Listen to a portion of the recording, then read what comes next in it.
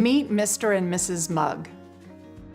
Mr. and Mrs. Mugg met right after college, and like many people, when they saw each other, he was like, whoa, and she was like, woo. He had a degree and a future, and she was, well, look at her, she's a knockout. When they first started dating and hanging out, they were so careful because he's trying to win her heart and she's trying to win his affection.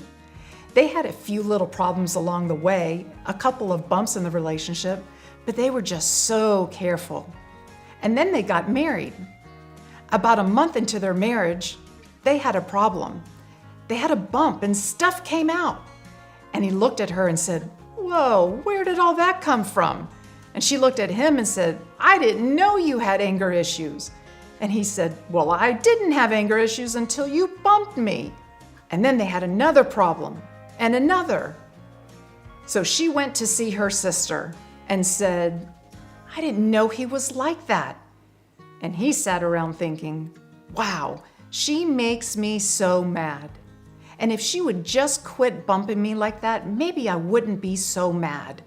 My wife, she has issues. And so he says to her, "You know, when we were dating, I didn't see all this. Where's this coming from?" She says, "Well, every time we get in an argument, you make me act that way." Now, here's what I want you to see. Mr. Mugg thinks the reason the blue beads come out of him is because they keep having conflict, and she keeps bumping him. Mrs. Mugg thinks the reason the pink beads keep coming out of her is because they are having a problem and he keeps bumping her.